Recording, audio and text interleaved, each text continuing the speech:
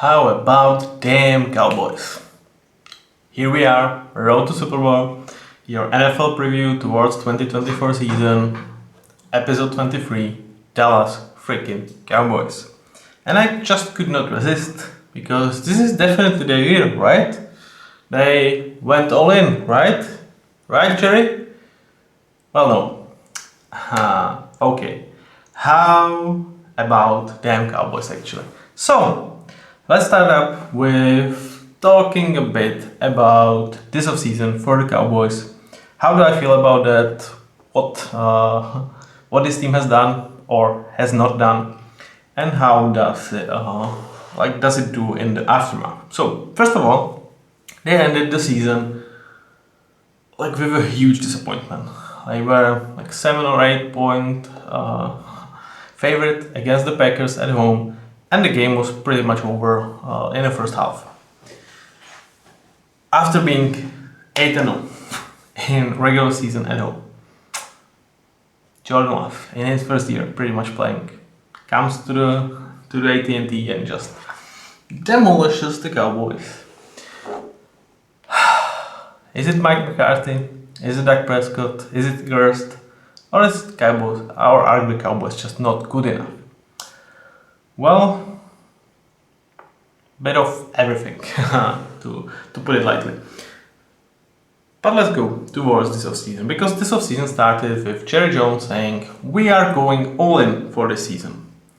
And if you watched season 1 of Road to Super Bowl after the 2023 season, I have my take on Jerry Jones and Dallas Cowboys. And that take is, I don't think that they will ever go all in.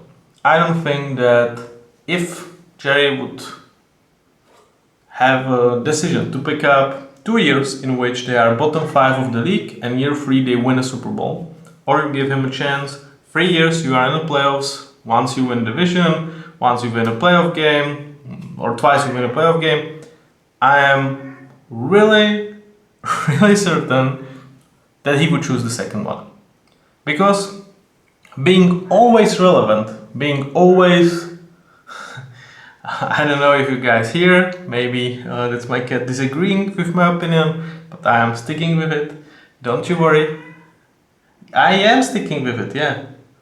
He really feels differently. Okay. I think for them to be relevant every single season, to be a talking point of every show, to give, almost always give a hope towards the fans, this is our year, we look good. That feels like what they are all about, because in terms of revenue, in terms of financials, that's probably the best way for your franchise to grow in terms of value. It's not necessarily winning Super Bowls. If you can win consecutive, of course. But if you are 1 year in a Super Bowl and the next 2 years you are absolutely trash, it's probably worse in terms of financial growth of the team, rather than always have a playoff game, always be in the playoffs, always be in the media. So to me, when I heard we are going all in, I was like, hell no, you are not. So I was right, they didn't. But for what it's worth, they might actually do the right thing. Because first of all, they decided not to pay Dak Prescott as of right now. And I hope I will be wrong with my first take, because in my first take, I would say they would pay Dak Prescott, whether it's during the season or post the season, and they would keep him and pay him top market money in order to have themselves a top 10 QB in the league, which allows them to always be relevant. The fact that they didn't, as of right now, gives me hope that maybe, just maybe, they think about this bit differently. And what I mean by bit differently is, well, I am pretty certain that if you give Dak Prescott top market money for a QB, you are not winning Super Bowl. Why? Dak has not shown up in playoffs. And the fact is, you had Micah Parsons and CeeDee Lamb combined on rookie deals for last 2 seasons at least, with them being like top players, and you couldn't win a Super Bowl. Then you didn't even get to Super Bowl. You didn't even get to the conference finals. With those 2 guys, that CeeDee Lamb is arguably top 5, top 7 wide receiver in the league as of right now. Micah Parsons, top 3, top 5 edge in the league. There is no discussion about those guys. Like, I think someone would even go higher on Micah probably. And you could not win shit with this. Now you have to pay these guys. It's about combined 70 millions, something like that, perhaps even more, a year. And you think that if they would pay Dak Prescott something around 55-60 million a year, that they, and this deal covers like half of this team's salary, and they can win a Super Bowl with that? No, I just don't think so. With that being said, I am not opposed against signing Dak Prescott. I am opposed to signing him for top market money. If he were to agree to a deal somewhere in the ballpark of like Kirk Cousins, 4 years, 180 millions. Or if the presumed cap space would go like really high, like it kind of did this season, 4 years, 200 millions, I'm kind of okay. But to me, the deal with Dak Prescott needs to be, you need to be like 10 to 15 million under the top market for QB's money in order for us to be competitive. Because if you pay him top, you will always be relevant. Jerry, the franchise will grow, it's going to be good. But if you want to win Super Bowl, I think you need to either press him into that contract, which 4 years, 200 millions, that's not a bad contract, right? Or you just need to start over and let Dak Prescott go. I honestly believe that, because it just doesn't give you money to pay the rest of the squad to win Super Bowl if you pay Dak Prescott top money, top market money. I just strongly believe that. I think it's the case. And partly it is because as good as Dak Prescott is in regular season, where he's almost like a top 5 QB in the league, he just doesn't have it for the playoffs. So if I am supposed to sign, really good QB that just cannot win playoff games, cannot translate his regular season into playoffs, how am I justifying that? What am I doing? Like, again, if I want to be always relevant, if I want to be that franchise that grows and like kind of always gets into the playoffs, that's the way. Dak Prescott is kind of ideal QB for that. Don't make me wrong. And the part is, like, I absolutely like Dak Prescott. Like, the guy went like from 5th round, being Tony Romo backup, he was never supposed to be in this position. And through his hard work, through his dedication, through his will, he is where he is right now. I wish he gets paid. But from my perspective as I'm trying to think as a general manager, I cannot pay him top bucks for this Cowboys team. That just cannot happen if I want to win Super Bowl. So with that being said, I would take a swing on rookie QB, or perhaps like some veteran that I'm going to pay for 1 year. Like, hell, if if Aaron Rodgers is free perhaps after this year and looks like great with the Jets, maybe. Or like even with Dak, like I can see them like going for 1 year type of deal. 1 year, 55 million, because you can work around that. You can work your cap around 1 year, but you cannot do that for like 4 years. So let's, with that covered, let's focus on how this team did in terms of draft. And we start with Tyler Guyton, and here I have problem and I don't. The thing is with Tyler, they drafted down from 24 to 29 and got a 3rd round pick from the Lions for trading down, which in terms of value is like kind of good value, especially in this draft. But I feel like there was Graham Barton on the board for you that would immediately improve this O-line and was kind of, yeah, we are actually going for it this season because he is really, in my opinion, truly high for center prospect that immediately improves this O-line that we will talk later about. And in terms of right now, Tyler Guyton is kind of similar to what his backup is for the left tackle position. So in terms of that, I didn't necessarily like this pick, but in terms of like future and the value you get, like good third round pick, that was good. And it gets better because somehow, some way, that third round pick turned out to be Cooper Beebe, who had no business being out there. Like he was a top 50 prospect in my opinion. How was he up there, 73? I just don't get it, especially with the way the guard market went this offseason. Letting such a great guard prospect to be out there, I don't understand it. So when you put both BB and Guyton together, they got really great value from this trade. Like from the value, it's like a trade. I combined my grades, but in just like isolation, you could not predict that Cooper Beebe is going to be up there, right? Like that was partially luck. So, you know, that's where I struggle a bit with that trade down and passing on Graham Barton. So, would I like to have more Graham Barton on these two guys? I would rather have these two guys, yes, but that was not like an average outcome. This is pretty much kind of the best outcome you could have hoped for that Cooper Beebe was out there. Between those guys, they've drafted Marshawn Kneeland, and I am higher on this pick than I feel like general public is.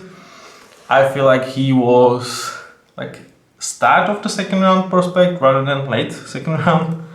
He fits what they like. I think he absolutely fits like the timeline for this team because Micah Parsons is their number one for the future, for right now, and hopefully forever in terms of Cowboys. And you probably expect DeMarcus Lawrence to drop down like in 2 years. Whether it's going to be they won't renew his contract because he's expensive or his production just goes down, you need that number 2 guy, and Marshawn Kneeland definitely has that potential, as well as they've let some rotational pieces like Dante Fowler go, so Marshawn Kneeland should be with the rotation even as of right now. So I like the fit, I like the success in plan, I like the value, really good pick. So it looks really good, right? Like Dallas did actually quite a good job, though I think they were kind of lucky with Cooper Beebe. But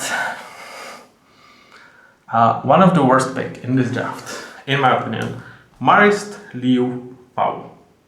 And like I hate bashing players, it's just like obviously I don't enjoy that.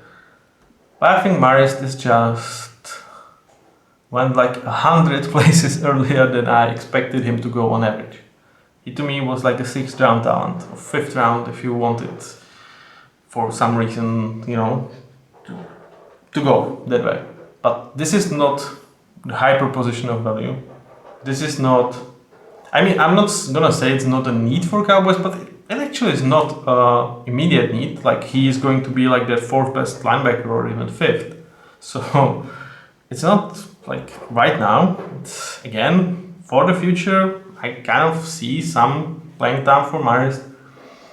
Like the year 3, he could be decent number 2 guy for that linebacker room. But with 87 pick in this draft, oh my god, come on guys, nah, it's just no. Like just some of the guys that were still on the board, yeah, at that point of the time.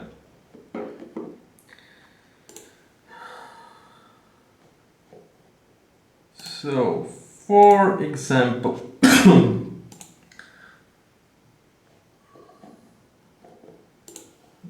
let me give you some of the guys.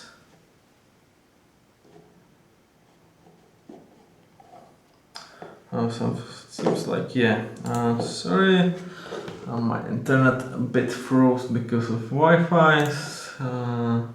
Let's give it a minute. Like when you have like Wi-Fi extender and you go from one room to another, and it just your computer or notebook isn't able to like reconnect from one to another. That's annoying, right? Like, so that's what happened to me. So sorry for that. So you obviously have guys like Troy Franklin, Jatavius Sanders were on the board. Who did I like? Like Cedric Gray was on the board, who I think like is much better linebacker prospect.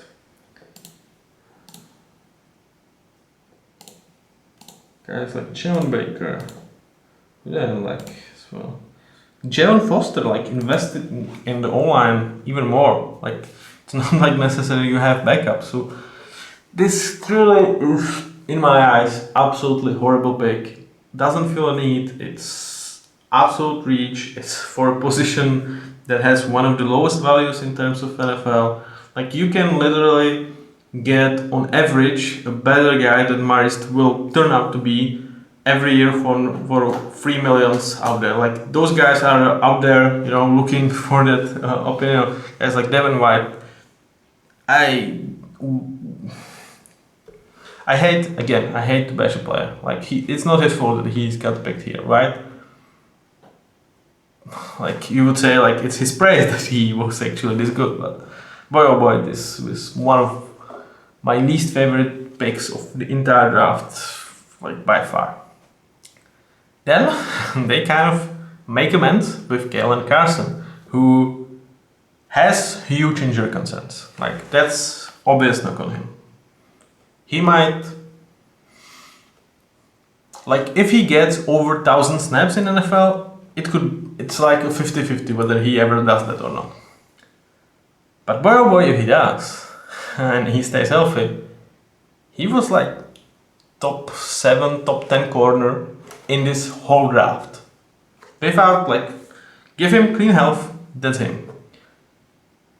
Taking such a guy in 6th round, my god, I love that, because like that's where you want to swing for the fences, and if you can get your hand on such a prospect, and like the only thing you have to like flip is his good health, and in case that happens, you can get a starting corner from 6th round. Let's go. And as of right now, just to give you a little bit of a preview, he could be their starting corner because Darren Bland is on injury reserve and he seems to be their first guy up from the bench. So we might see him starting week 1 from a 6th round. And if I was a Cowboys fan, I would actually not be worried for him to start. So really great value. Then with Ryan Flooney, Nathan Thomas, Justin Rogers, really nothing to say. Some developmental pieces. I don't think either of them actually stayed with in terms of like 53. Nathan Thomas is on injury reserve.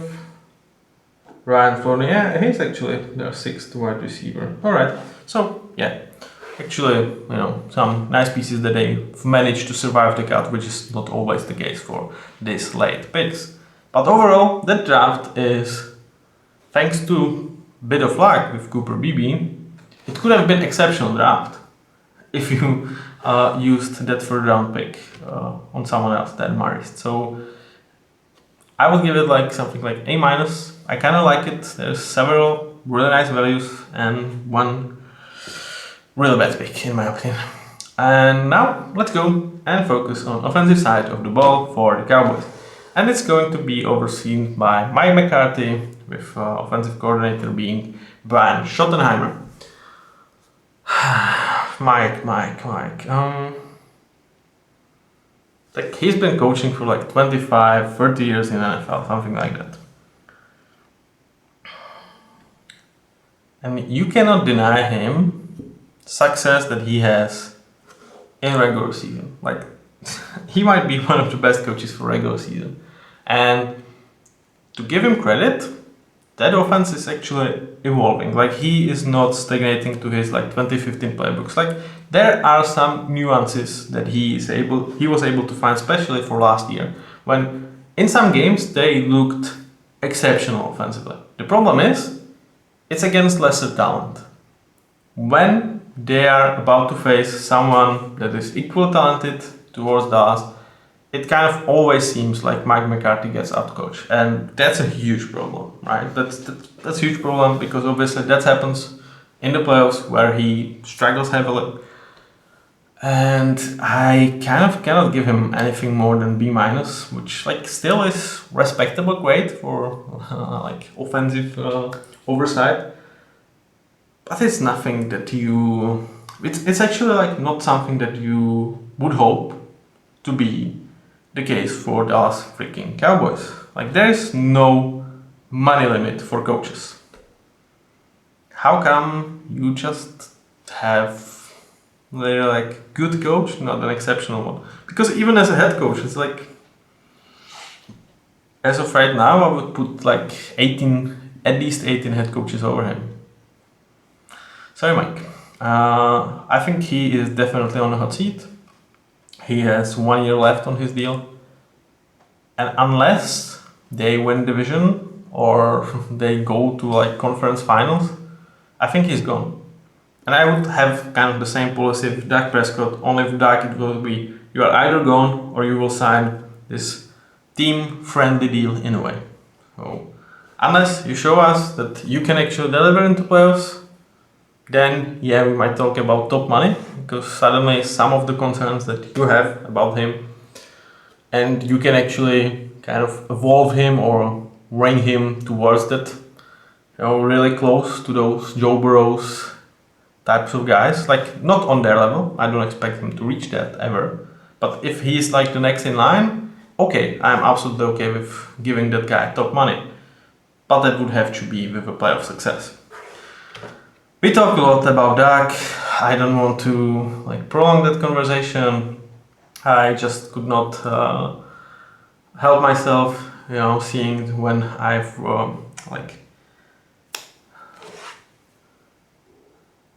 selected the background from it. He appears to actually not be holding a ball, which kind of is reminiscent of him throwing the ball away against the Packers. So I could not resist myself to this. Like he had truly elite numbers. Like let's face it, he was truly elite in terms of regular season. Then it was just ugly. Like he was, I think, in MVP conversation for a while, and rightfully so. But unless you can beat good teams, I mean, you could be like Jerry Jones' best friend, because well, you will always make his team relevant. But if they actually want to win a Super Bowl, I just don't see that with Dak on top market money. Cooper Rush, Trey Lance. I think the train is gone for Trey Lance. The offseason did not look great.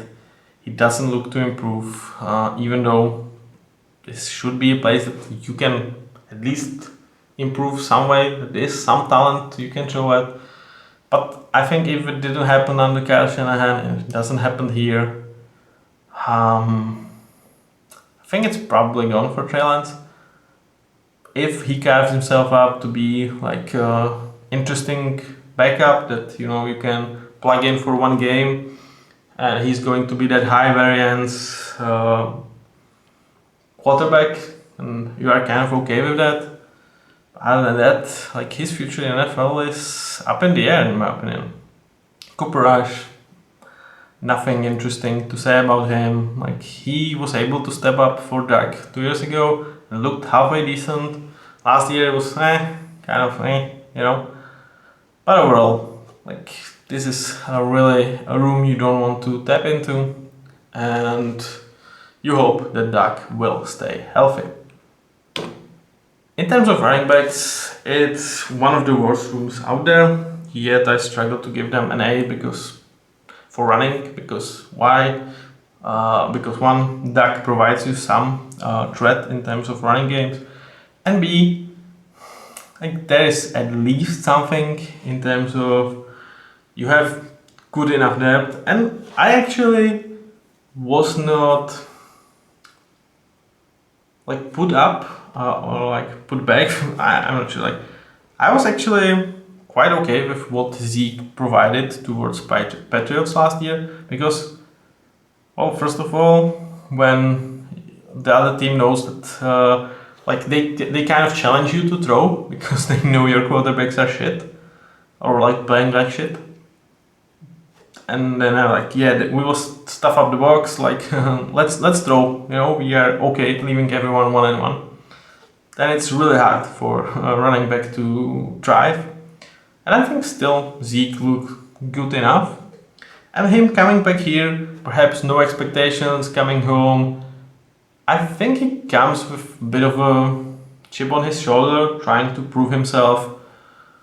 You know, being worth of like Cowboys fans love. So I would not be surprised if he actually has a sneaky good season. They also brought another veteran into this room with Dalvin Cook signing. I'm like, ooh, alright. Like, I guess you can try. Maybe there is still something left in the tank for him. But I do expect Zeke to be the main guy with Rico Dowdle. And we will see if Dalvin Cook will provide something to this backfield. For what it's worth, it's kind of deep, and like you are kind of getting some semblance of play from everyone. So you are like injury proven in a way, but the upside is just really ugly. Like this could end up the worst running back room in the league, and it's like it doesn't start much higher than that, right? But there is really not much of an upside unless, you know, there is some resurrection of Dalvin Cook, or Zeke is actually remembering him jumping into that charity red something. I'm sorry, yeah, it's.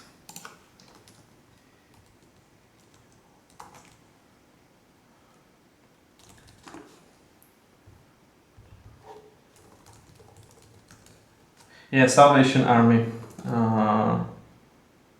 Kettle, yeah, into Salvation Army Kettle. So maybe they can figure this one out, but overall, this running game should be high point of concern for this team.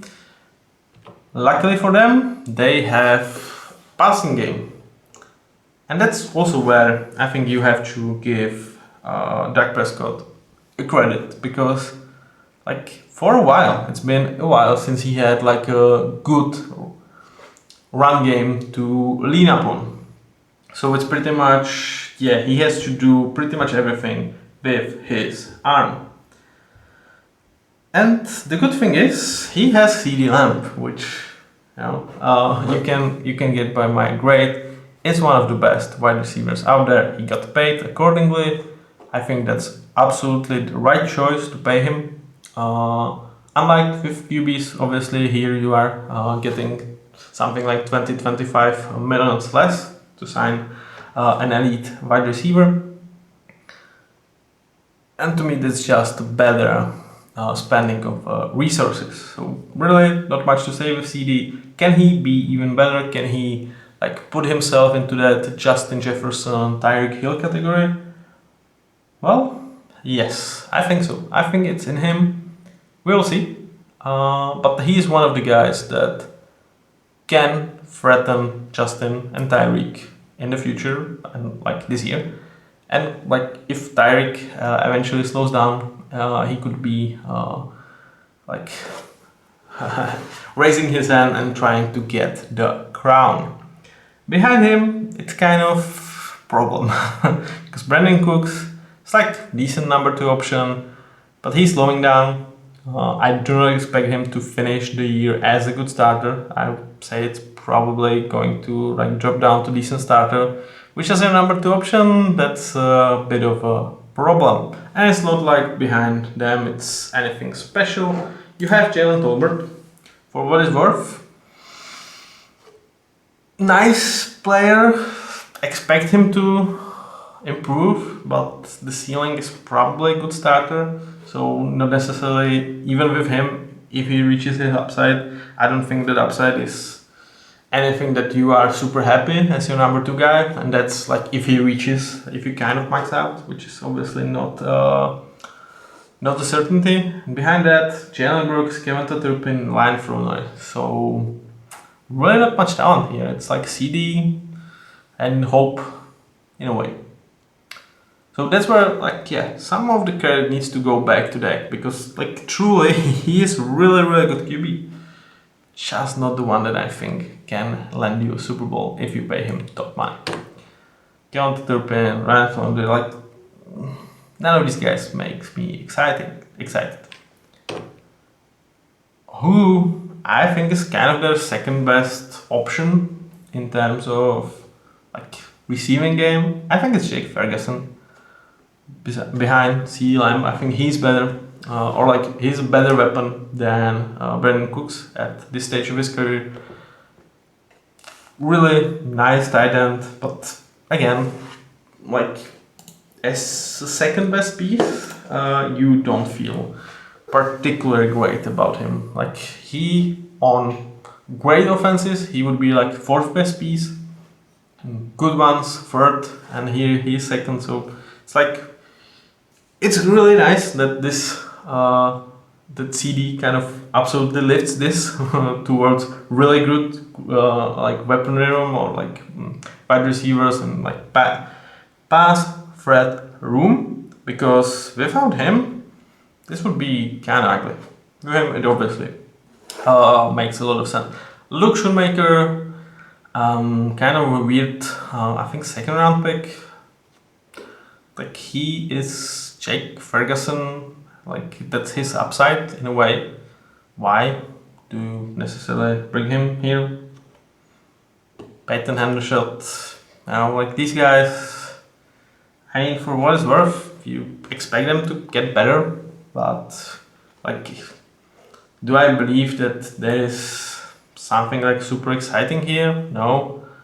The maximum you get out of this room is like important starter, decent starter, good backup, which would be really nice, don't get me wrong, but that's if everyone steps up, which rarely is the case. For what it's worth, some talent is definitely there, and Jake Ferguson could be up for a really, really big year. So watch him. I really recommend watching Jake Ferguson this season. Now let's swing towards the offensive line, and we start with tackles. And from right, you have Terrence Steele.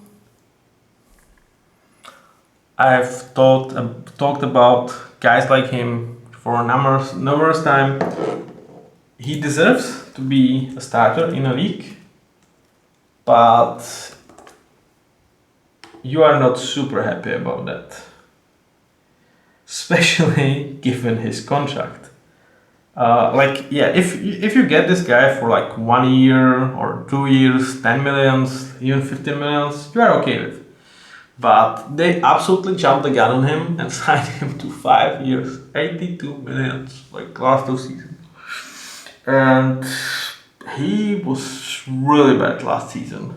And this, as of right now, is one of the worst deals in the whole football. Like, you are getting almost a replacement level right tackle for 17 millions a year. Wow, what a mistake. And you are not getting out of this contract. Like, let's post this here.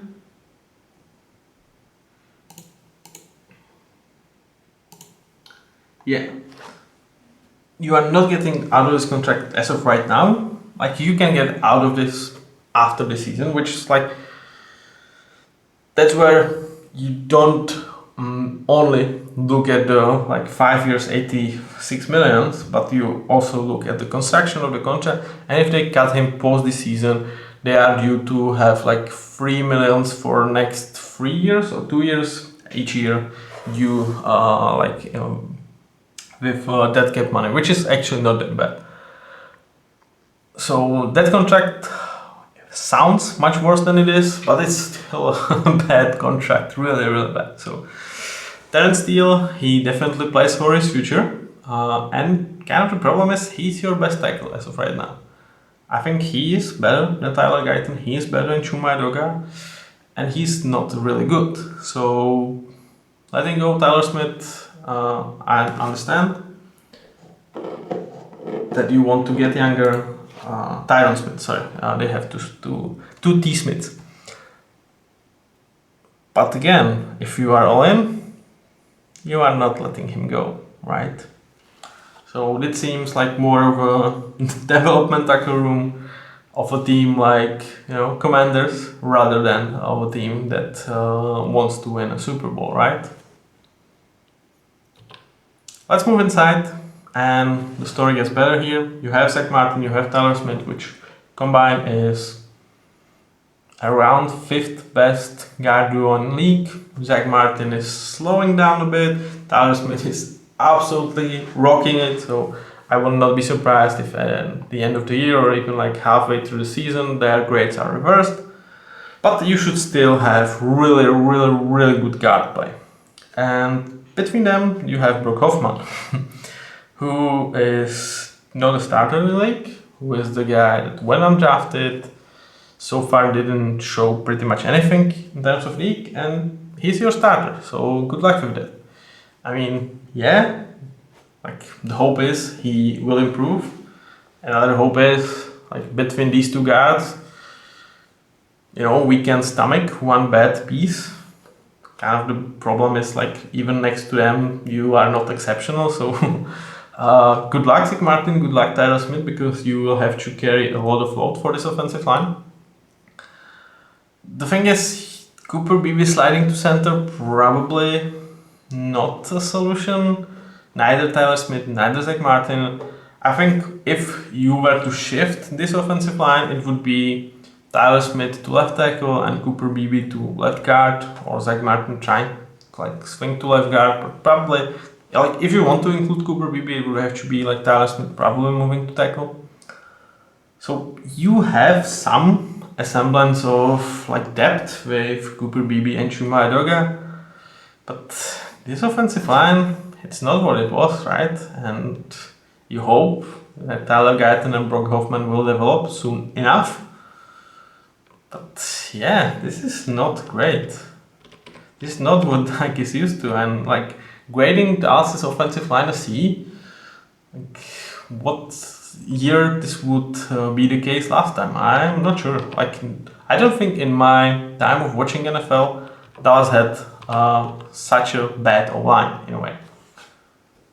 Let's move towards defense, which is going to be overseen by Mike Zimmer, who comes back to the NFL. And it's an interesting hire because Mike Zimmer, obviously at his days, he was a head coach of the Vikings. He was rather successful there. But at the end of that stint there, or like at the end of his time there, it seems like he was just disconnected from his players, like disconnected from young generation. Really, I'm not gonna use the term in boomer, but like not being in tune that like it's not 2010. It's not like young players have more opinions, have more options, have more like influence even, through socials, through everything, that they are not necessarily going to put up with like every sort of leadership style. And that's where it really seems like it just stopped working with the Vikings. And since then, he was more of an advisor, which is probably a good role in him, because it's not like he gets to be with the players day by day, he gets to like influence them. It's more scheme thing. So him getting back here, interesting choice. I still think he is quite a good defensive coordinator, and when he is not the main guy, when he is not a head coach, he perhaps the chance that like team or players will turn on him slightly is lowered, but it's definitely something to watch. But he has a shit ton of talent to work with, so let's check the talent, shall we? And we start with Micah Parsons and DeMarcus Lawrence. As of right now, in terms of pass rush, I don't think there's a better duo in the league in terms of number one, number two. And, we might end there. That's why they get A+ for pass rush. Micah Parsons, in my ranks, is a top 3 guy. DeMarcus Lawrence is somewhere like borderline 12, 14, something like that. And when you have these two guys in one team, good freaking luck, right?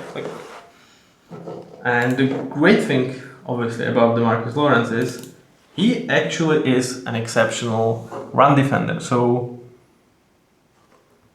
they are like combination made in heaven in a way.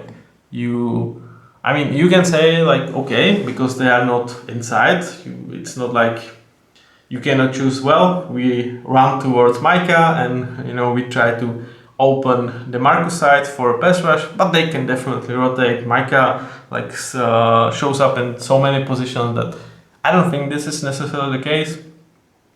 And it's like good freaking luck. These guys are really exceptional. And the terrifying thing is Micah Parsons could still be on like upswing trajectory. That's scary because it's not like he plays edge truly for more than 3 years. If we would ever see a guy that we would say like he is actually step above Myles Garrett, step above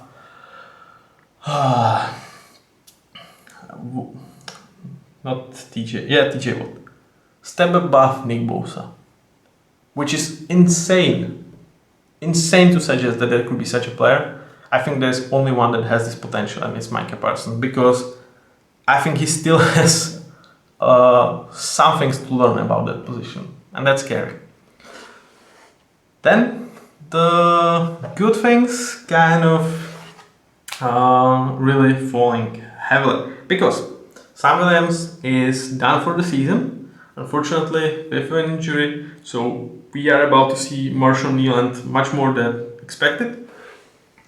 And Willem Fekoho, not necessarily a guy you expect too much. He kind of swings towards that piece that you expect to have like 200 snaps, so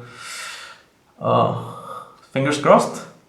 Now with Sam Williams, this room was exceptionally structured. Now you need actually something from Marshall Nealand and Willem Fekoho. Then Chauncey Golston, he is listed as more of an edge piece, so despite having him here as a tackle, I will consider him into this room, which again, like if you had Sam Williams, Chauncey Golston, Marshall Nealand, with those two guys next, good luck. And even with Chauncey, this room just makes so much sense and it's incredible. It's incredible. It just like, the expectation is that we need to get something from Marshall Nealand this season, which I think he can deliver on. In terms of interior, Mazi Smith and Osa Odighizuwa. What is there to say? So Mazi had a really, really disappointing year one. It was bad, and the thing is, he was kind of brought as a guy that you are kind of certain, in a way, that he's going to be really good run defender, right? That's why you spend a first round pick on him. That's why you invest heavily into this guy. And that was the expectation. We have a problem in interior, people run at us, we need to fix that, we need to plug that. Mazi Smith is the guy, that's why we're spending 26 pick on him. And as you can see on his grade, that was goddamn awful. So he was actually like very decent as a pass rusher, which is like not necessarily that you don't expect him to have some moves, but he was better than expected as a pass rusher, but he was like 4 levels worse as a run defender than expected. So he is big wildcard for this team because they really need him to step up. And if he does, next to Osa, with those two those two nasty boys, and Micah Parsons and DeMarcus Lawrence, this could be the best defensive line in the league. But that would mean Mazi Smith reaches his upside like really quickly. Not his upside, or at least like his upside you would kind of expect him to actually be in year 2, which is like good to impactful starter. That was the thought on him, right? So if he reaches what you thought he could reach in year 2, Now we're talking. But if he continues to what he was last season, I will have to demote him to just good backup. And this interior has a problem because stopping the run is going to be an issue once again in terms of interior, because you don't necessarily have backups to this. Like Chansey can slide in, but he's not a good run defender. Like he's as an edge, like he's a good run defender, but as a tackle, no, not really. And beside those guys, like there's nothing, man. Like there's nothing that you are happy with. Like there's like Jordan Phillips, Linville Joseph. You know, those are the guys that are behind it. So they are putting a lot of pressure on Aziz Smith being what they thought he would be. Good luck with that.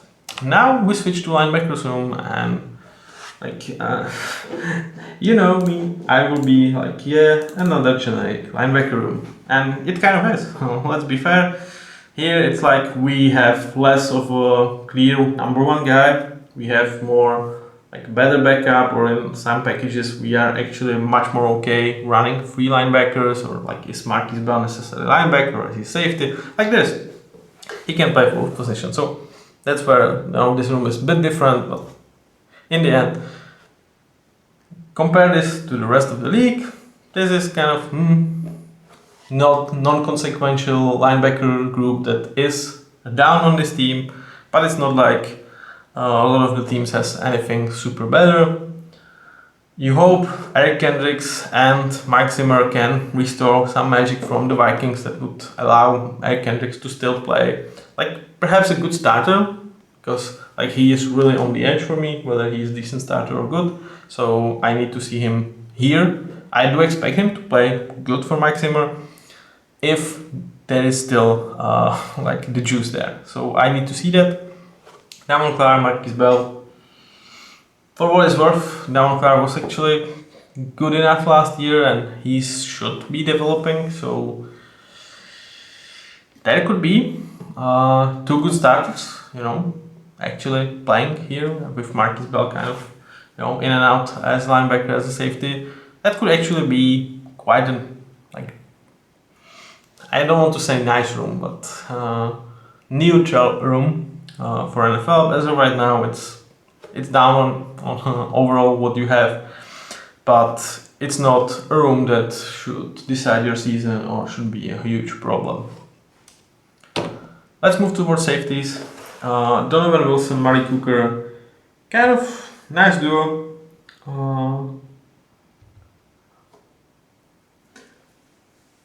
Really players that you are not worried about, you are not excited about, you are happy that they are out there. You don't necessarily have backups for them. So it's like, who's listed? Who they listed as backups for these guys?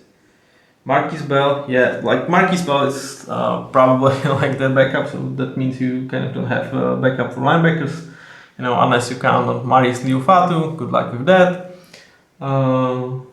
Yeah, it's really short room in terms of talent, but the talent is quite nice here. I cannot say otherwise. If one goes down, Marquise Bell and Marius Liufatu needs to be like a backup linebacker, which as of right now, Damon Clark is questionable, Eric Kendrick is questionable, so okay, like we might see Marius Liufatu week 1 out there. That would be interesting. Who they are playing week 1? Watch out for this, because that could get ugly. At Cleveland, okay, it's Deshaun Watson. Probably won't get ugly. But fifth running game, well, we'll see. Let's not jump the gun on this one.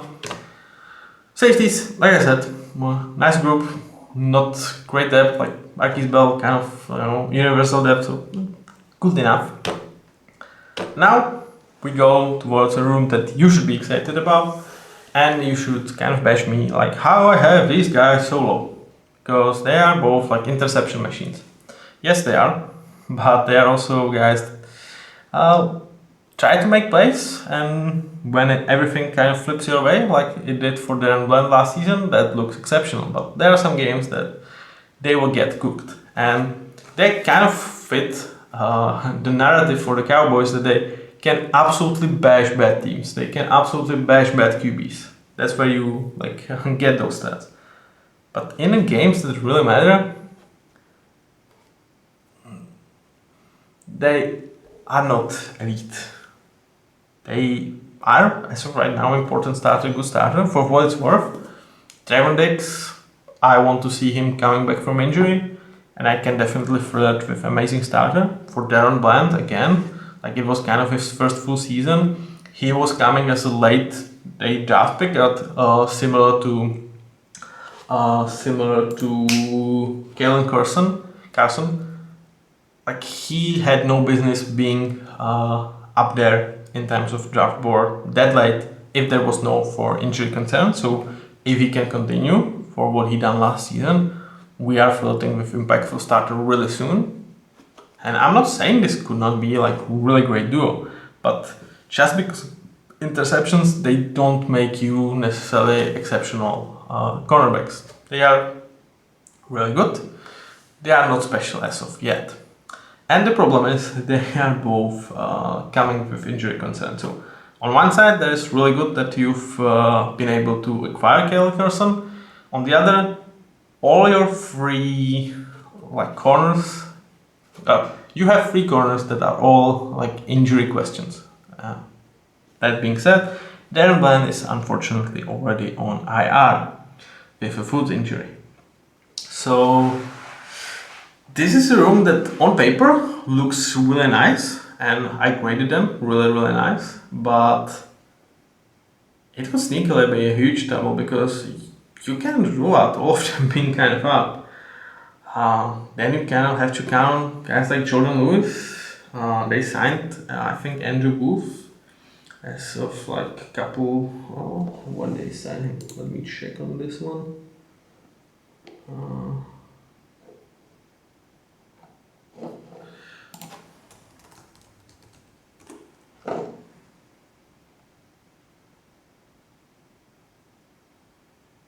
Yeah, like a couple of weeks ago.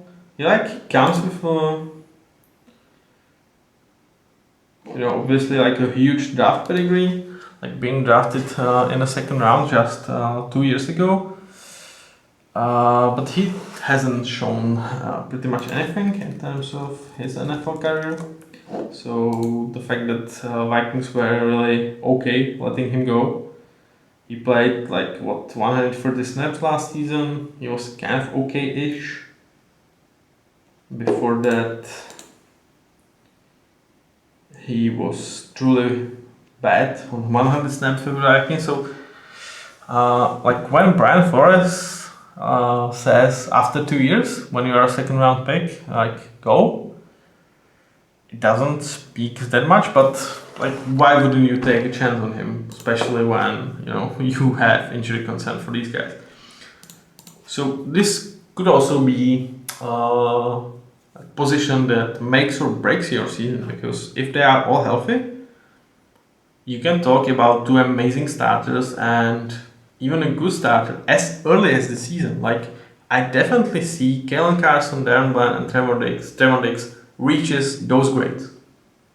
But you would have to be really lucky in terms of their injuries, and you would have to also like be really lucky in terms of they will reach their potential. So very interesting room. I encourage you to watch them, both for injuries and their growth. And yeah, a really interesting one. Overall, like really nice room. Like I've graded them like something like A minus, because when healthy, this is really very nice cornerback room, but it comes with that concern. So I grade teams based on their floor and the groups. It's not like necessarily you would have like when I talk about some offensive linemen that like or Chandler Johnson, that he's going to miss those games. With these guys, you have injury concerns, but it didn't necessarily like materialize for them until now. So it's kind of like we knew there was concerns, but when they don't materialize, like are you that worried? And then they materialize, and you're like, oh damn. So I could understand if you would be slightly critical of having such a high grade on them. And it's partially because like for both Trevon Diggs and Darren Bland, impactful starter and good starter is like they are really close to moving to that next tier. Like they are close to level up in terms of my grades if they continue with the performance Trevon Diggs was showing pre-injury, and Darren Bland, like as of right now, I have to say also pre-injury. So that's it for Dallas Cowboys. Let's talk about their floor, let's talk about the ceiling, and let's talk about how I view them in terms of road to Super Bowl. So far,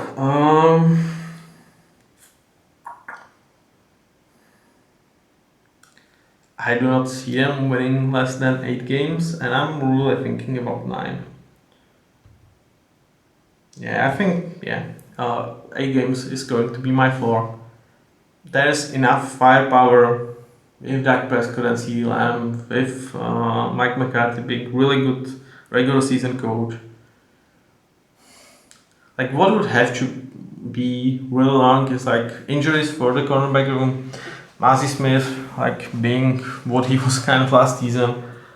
Dak Prescott getting no help from pretty much anyone besides like CeeDee Lamb and Jake Ferguson. Like Brandon Cooks like real quick demise. Then the running back room, like kind of confirming that they are one of the worst in the league, and neither Brock Hoffman or Tyler Guyton actually hitting the ground running. That would kind of have to happen for me to say that 8 wins is probably like reasonable expectations. But I think it's a really nice floor. In terms of upside, I think it's 12 wins. It's still a division that you can absolutely go 5-1 in. Like why wouldn't you? Giants and Commanders, especially for the Cowboys, are a team that they should really feast upon. They also play the worst division in football with Saints, Bucks, Falcons, and Panthers. So that's nice, right? From the other conference, they play Houston division, I think. Is it Houston? No, they play Baltimore, Cleveland. Oh, they play the hardest from the next conference, so that's ugly. They play Houston, but yeah, like I think 12 wins is definitely a possibility. Let me check on their home games. Like they have Baltimore and Cincinnati at home, and Philadelphia, obviously, and Detroit. Yeah, okay, like, but I still see them like go like 7-2 at home. And that would mean that you only need to go 5-4 on the road, which is definitely a possibility. I consider on the road you are playing Panthers, Steelers, Giants, Browns, Commanders, Falcons. So yeah, I think 13 wins is something I can see for this team. And what this requires, Mazi Smith being great, someone emerges as a complementary weapon to CeeDee Lamb, that offensive line kind of hits the ground running, and this cornerback room stays healthy and are who we believe they could be. And that could definitely give you 13 wins for this team. So Cowboys are a great team. But in terms of road to Super Bowl, I have almost zero faith in them. Like, can they win Super Bowl with Mike McCarthy this year's? Like, this could be their last chance before, like, they will have to make the decision like Prescott. And I think this year they are like 12 best favorite, like 12 biggest favorite, despite like my upside for them being really, really high. That's regular season.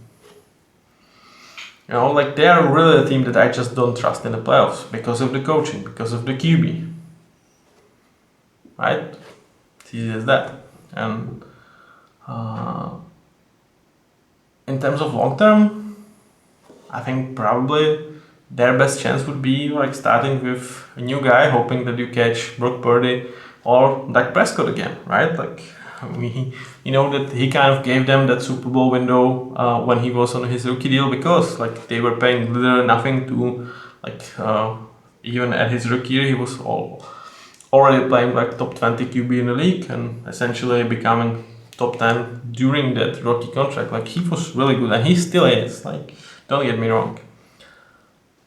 Other than that, I think if they decide to pay Dak Prescott, they will be always relevant but never Super Bowl contenders in my eyes. So we'll see. Definitely a team that is hard to rank in terms of how likely are they to win Super Bowl, because I think if nothing changes in terms of mentality, I just don't see it. I would put them really, really low because I just don't see it in their future. At the same time, they will have Micah Parsons and CeeDee Lamb, so can I rule them out? No. Real hard team. So those are the Cowboys.